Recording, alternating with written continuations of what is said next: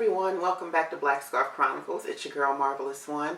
I know I've been away for a minute and you've been wondering where I am and what I've been up to. Well, I took some time off to celebrate my birthday.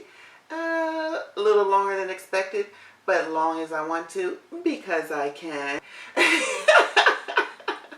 And just to handle some other business that I needed to get done. But thank you so much for inquiring as to when I will be putting out another video. And here I am. So, here on Black Scarf Chronicles, I give my opinion on what's going on in the latest with news and entertainment and whatever's the latest trend. And also try to give a little information on or to my community on just becoming aware of who you are and what it takes for us to come together, in my opinion, in unity in our community. So that's what we're going to talk about today on Black Scarf Chronicles. So first thing I want to talk about, I know it happened a few weeks ago, was the debate that occurred between Donald Trump and President Joe Biden. In that debate, it came out that Donald Trump was stopping the funding for sensitivity training. And so I decided to look it up because I knew nothing about that prior to this debate. I don't know whether it was me being naive or just not on it, but did you know about that? Because I didn't. So anyway, there's an article in the Washington Post and it's titled, "White House Directs Federal Agencies to Cancel Race-Related Training Sessions It Calls Un-American Propaganda." And Trump did pretty much confirm that on the debate stage when he was asked a question regarding it. The first paragraph of the article says, which is the only thing I'm going to read of it. If you want to read it, check it out on the Washington Post, or maybe there are other outlets that you want to read regarding this issue. But this article came out on September 5th, 2020.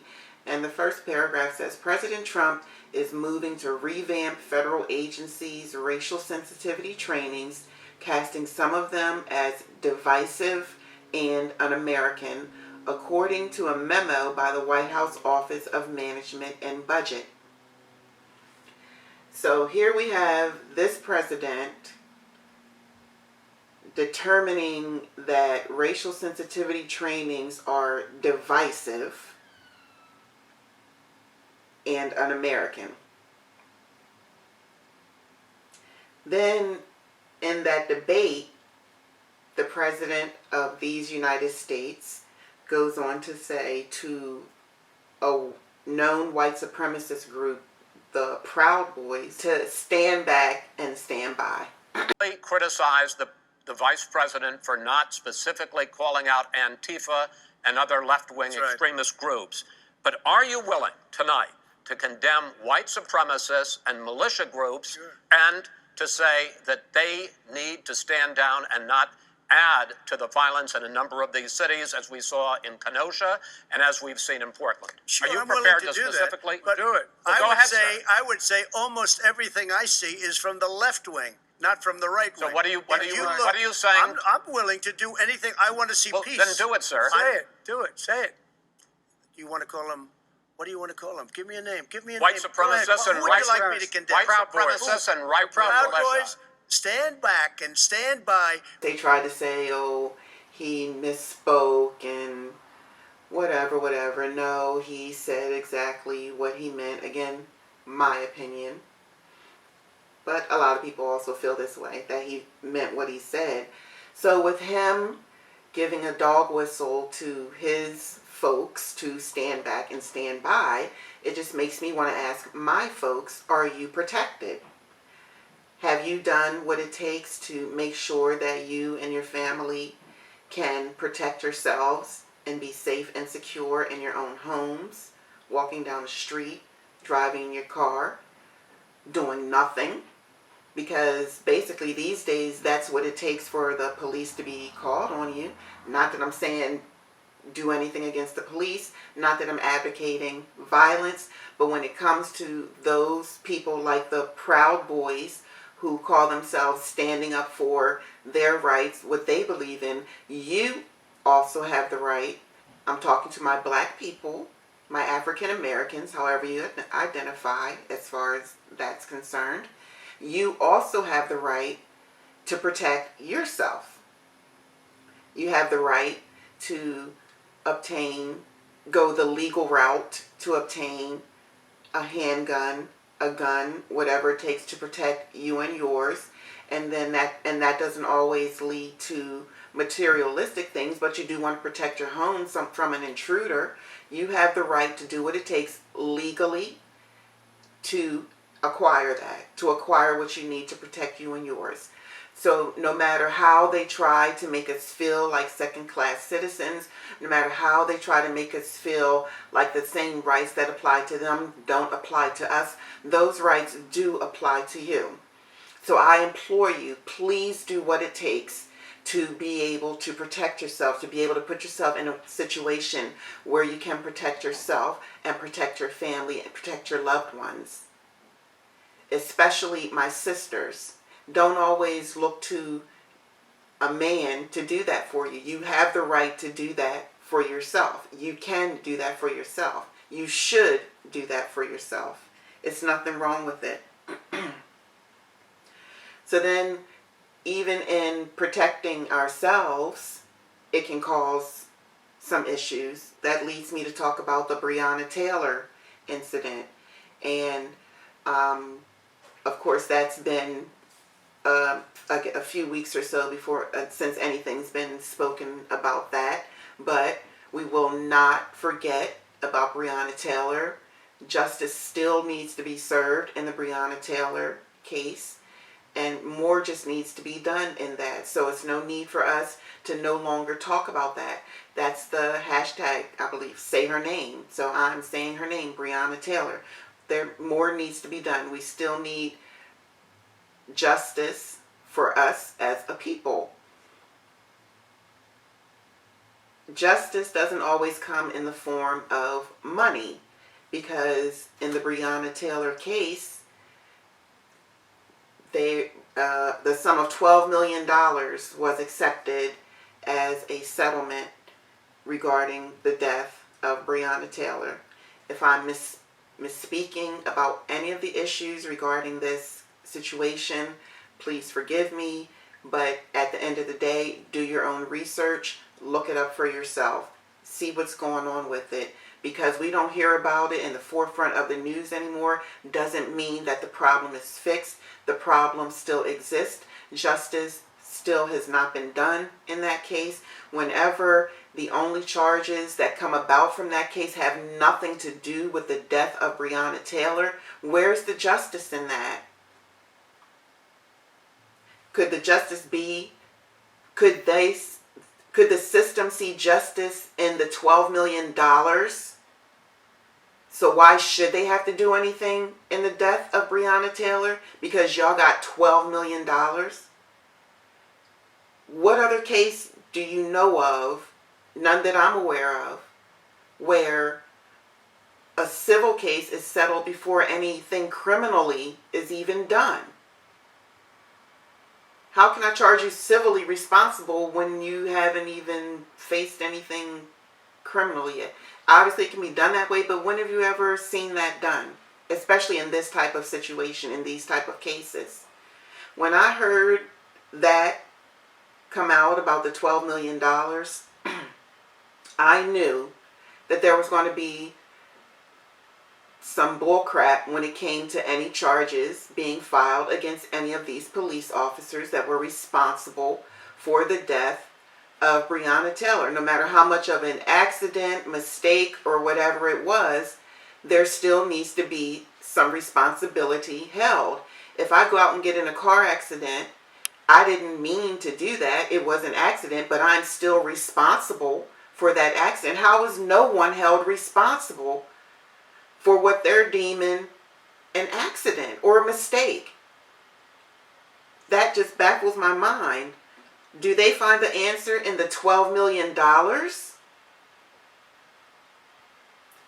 $12 million comes from the taxpayers. So in essence, The taxpayers paid for the death of Breonna Taylor. Where is the justice in that?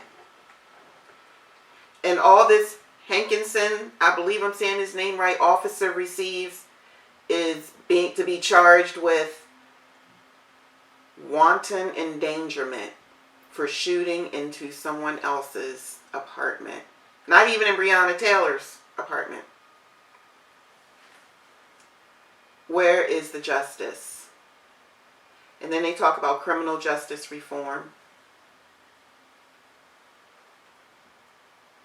Where is the justice? When no charges had been filed against any of the officers relating to the death of Breonna Taylor. So again, it's still okay for the police to kill us. Where is the justice? Again, I ask, do they see the justice in the $12 million? I don't. So I appreciate the work that Benjamin Crump does as it relates to bringing awareness to these situations that occur. But I just feel like with accepting that money, it's like now they see, oh, Benjamin Crump, oh, we can pay them. And that'll be the end of it. Money does not solve anything. Everything. I'm sorry. Money does solve some things. And money could help. I'm not even saying don't take the money. I don't know. I would probably take the money also. I don't know. I'm not in the situation. But sometimes it's like, is it worth it? Or what can you do with the money to help this cause?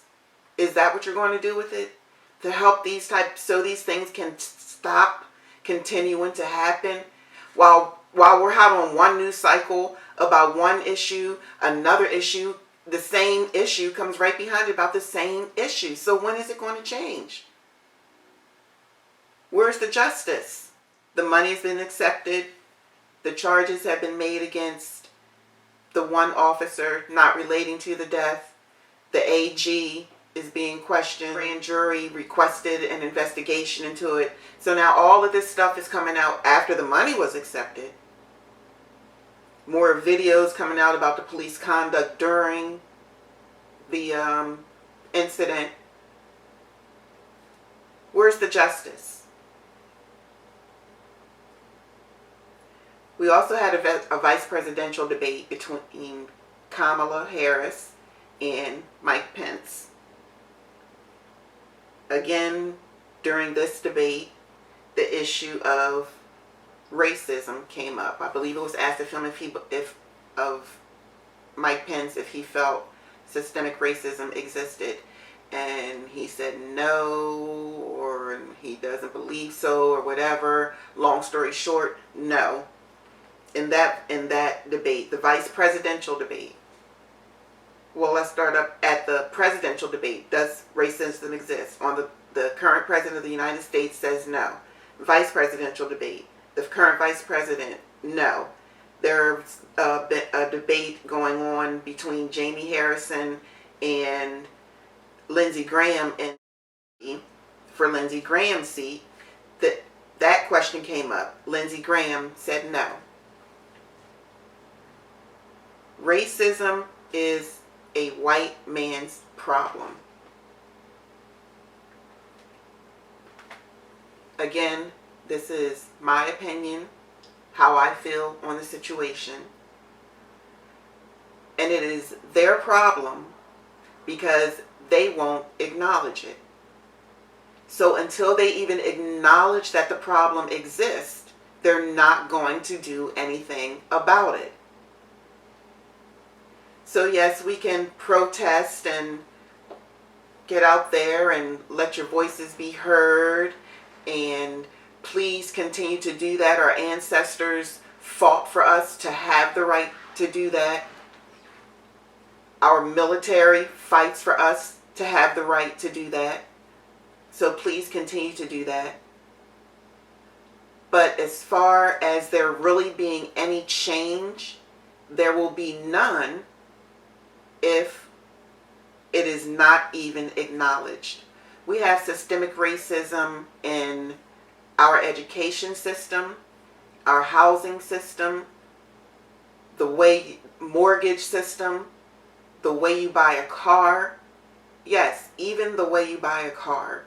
You know, you could go into a car dealership and have the same credit score as a white person, and you're automatically tapped with the higher interest rate because of the color of your skin. There have been several lawsuits out there against Honda, against GMAC, I believe it's General Motors. Go out there and research it. And the next time you want to go out and go purchase a car, do your research. Bring that up to them. Let them know that they're not just dealing with someone who doesn't know what's going on with the system. Let them know that they're not dealing with someone who doesn't know that the system is automatically rigged against them. Because it is and will continue to be until those that have the power acknowledge that the problem exists. So why should we as a people care about their problem? It's their problem, and it will continue to be their problem until they acknowledge that there is a problem. So what we need to do is come together as a community. And when I talk about us coming together as a community in unity, I'm talking about we as black people, as African Americans, however you refer to yourself in that vein. But I'm not talking about the phrase people of color. I'm not talking about anyone outside of the black or African American community. I'm not being divisive. I'm not being prejudiced. I'm just talking to my people because they are who I relate to and who relates to me. What I feel regarding the having the whole people of color statement does not include us, in my opinion. Because if you look at it, people outside of our community, they stick together and they will come together and be against us. And it's nothing wrong with sticking up for your community, for being true to your community, but that's what we need to do as a community, to come together in unity, to be successful, to get back to the right place of where we belong in our lives, of where we belong as far as our relationship to Ahaya, as far as knowing whose you are and who you belong, who you are, as far as knowing who you are and whose you are. It's very important. I believe that knowledge is what prohibits many of us from really taking the steps that are necessary to come together in unity. I mean, did you know that we are the true children of Israel? Ahaya is our God. We are the true chosen ones. It is us of this community. We are the ones. And the reason why we don't know that is because the Bible was redacted to keep our identities hidden from us. So we know that the Bible was redacted to keep our identities hidden away from us so that we would not know who we are as a people. And when we come into they don't want us to know, because that's why they fear us. They're jealous of us, but they fear us for the wrong reasons. They use that fear for the wrong reasons these days, I guess is what I'm trying to say. And not that we're violent, uprising people, but we are the heads. We are God's chosen people. So that's why they've done what they could to keep that information from us, even with the way these churches are today, is to have you focused on the wrong things instead of doing the research or having a leader over you to lead you and guide you on the path to figuring out who you are. Because even in the Bible, in 1 Corinthians chapter 13, verses 9 and 10, the King James Version says, "For we know in part and we prophesy in part, but when that which is perfect is come, then that which is in part shall be done away." And the New Living Translation says, "Now our knowledge is partial and incomplete, And even the gift of prophecy reveals only part of the whole picture. But when the time of perfection comes, these partial things will become useless. So that's letting you know that there are only pieces of it. It's up to you to get on the path to putting those pieces together. So don't just read the Bible for what it says or how it says, or believe that that's the end all be all. Do other research, look up other things. There are parts of the Bible that are missing that are called the books of the Apocrypha. Did you know that? Did you know about the committee that came together and decided which books were going to be out there for you or for us to read? Did you know that there's the Washington, D.C. Bible Museum? You'll see that they picked and chose what they wanted us to know. The one true God, who is Ahia, his son is Yeshua. Of course, we were taught to call him Jesus, but how could we call him Jesus when the letter J didn't even exist? Whole nother topic. See, we've been bamboozled. We've been hoodwinked in a lot of ways. And it's just up to us as a people to really want to know who we are, to really want to understand whose we are, because this knowledge will open us up to so much more, open us up to even further wanting to unite, to come together in unity within our community, helping us to even more uplift each other, because at the end of the day, we truly are brothers and sisters, not tear down, but build up. But there are always going to be those who will never come to that knowledge, and that's on them. I hope you do want to come to this knowledge to truly understand, because I just guarantee you that it will just open you up to a whole new way of thinking in your mind. It'll touch your heart. So it's not even really about going to church, but find someone who can lead you on the path to really knowing, coming into this knowledge, because it's not about sitting in church being told, oh, you're going to hell, oh, you're going to hell, oh, you're going to hell. There's so much more to it than that. But it's all about your own relationship with Ahia, and I just would encourage you to develop that relationship, to open up your mind, broaden your mind, open up your hearts. So we're about to come to the end of this broadcast. I hope I said some things to you that were enlightening. Please feel free to leave me a comment down below. You can comment on anything that was said here today. You can comment on a topic that you would like discussed. We are in election season. Please make your voice heard by going out to the polls and voting, whether you do it by mail-in ballot, early voting, or day of voting. Please get out there and vote.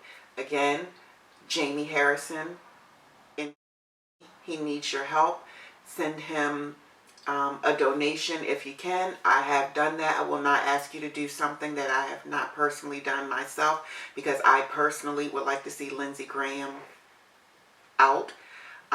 Again, I'm not telling you who to vote for. Well, I did say vote for Jaime Harrison, but as far as this presidential debate, I'm not saying who to vote for. All I'm asking you to do is use your right to vote. People went through a lot so that we can have this right to vote. Please support one another in our community. Support your black business today, locally, nationally, within this country, or even internationally. But please support black businesses so that we continue to grow each other, which is also our way of loving on each other, because it's all about, again, unity in our community. So again, I'm Marvelous One. This has been your Black Scarf Chronicle.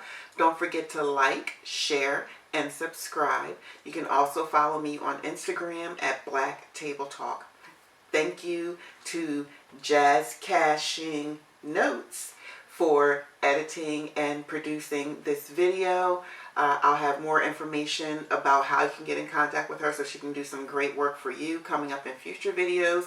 There may also be some information in the detail box below.